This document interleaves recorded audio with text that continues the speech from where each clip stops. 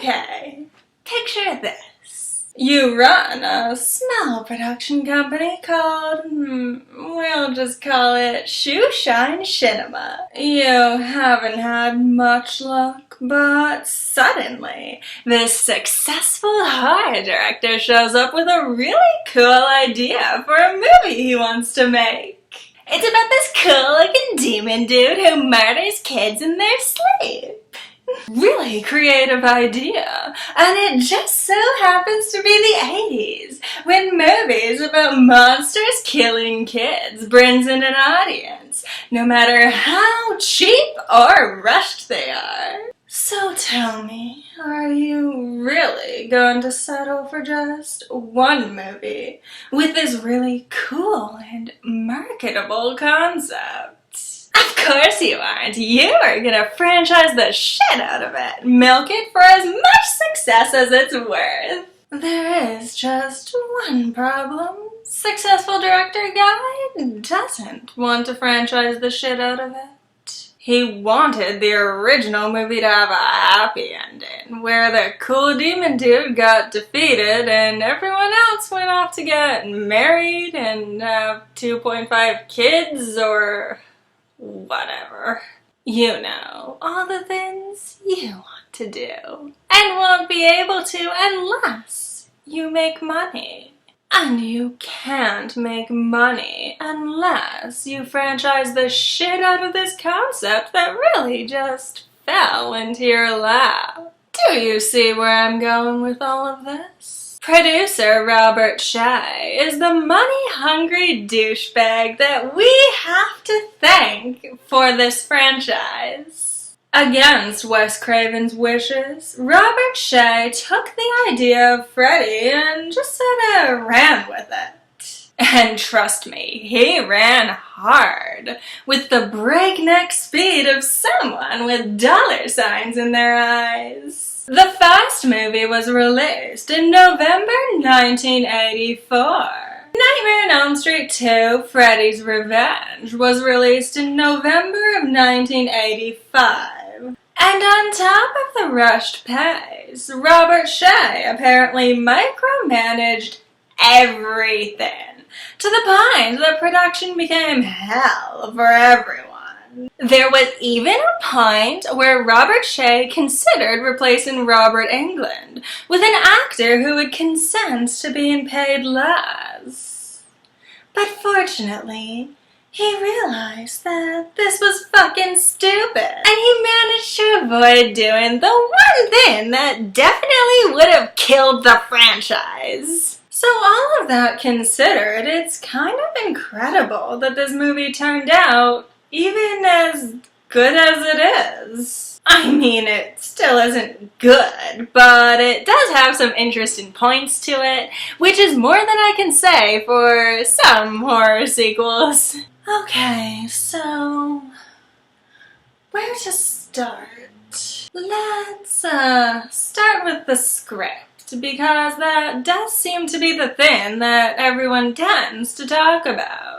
Writer David Chaskin denied it for years, but eventually outed the film as being super fucking gay. Just so gay. Like, wow. I mean, not in any direct way. It's not like lead character Jessie, and yes, Nancy, unfortunately, gets written out of this one, publicly identifies as gay or anything. Keep in mind, it was still the 80s, and AIDS was still very much a stigmatized thing. So it's more about the way that Jesse dances alone in his room to 80s pop music, and dreams about being surrounded by a big, thick anaconda, before sleepwalking into an S&M leather bar and watching Freddy strip his gym teacher naked and whip him to death with towels.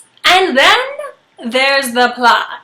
In the first movie, Freddy was fairly straightforward. He just wanted to kill some kids. If you die in your dreams, you die for real, all that.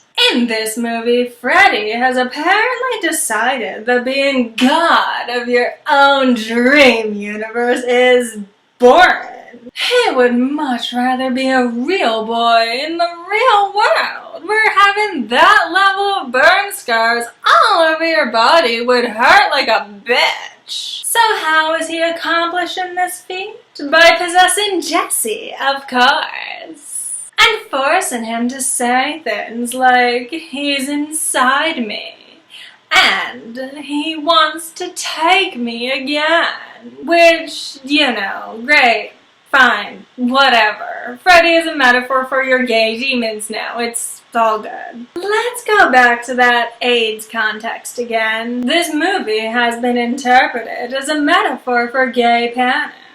Or perhaps the fear of being gay yourself in a society that views such a thing as being horrible, monstrous, maybe even dangerous. I still don't know how I feel about child molester Freddy being our resident symbol of homosexuality, but hey, it's an 80s movie that recognizes that homosexuality exists. That's unfortunately impressive. But people talk about the gayness of this movie more than enough, and there is another angle that I'm interested in.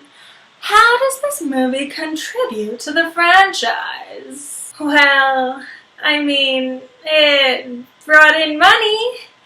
If it hadn't done that, there'd have been no other movies. But otherwise, most of the other Freddy movies just kind of forget that this one even existed. Not because it was bad or anything, but because it doesn't follow continuity. At all. There are no rules for how Freddy operates. Things just sorta happen to serve that gay demons metaphor. It's so bad that there's one scene where Freddy emerges into the real world, kills a bunch of people, and then just disappears into a puff of flame for some reason. And the thing that defeats Freddy in the end is the power of heterosexuality. I mean, true love's kiss. Logic does not live here, and because of that, if a slasher movie about gay panic from the 1980s doesn't interest you, then there really isn't much to draw you in here. Robert Englund has stated that this is his least favorite Freddy movie, and its complete lack of respect for the Freddy lore is the reason why. But even still, Robert Englund isn't phoning it in for this film. I mean, Freddy is a hot mess, and nobody seems to know what to do with him besides just making him the bad guy. But Robert Englund still plays that well.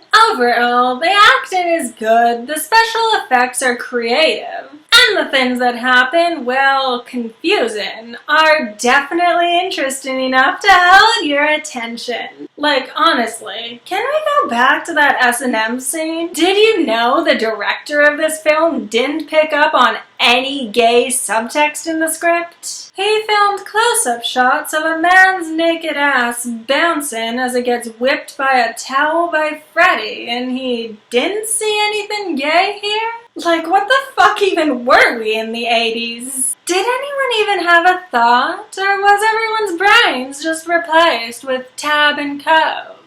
I meant the pop, sheesh. This is a completely baffling movie. I want to like it because I like that it's trying to do something new and intellectual, which is more than a lot of horror sequels do.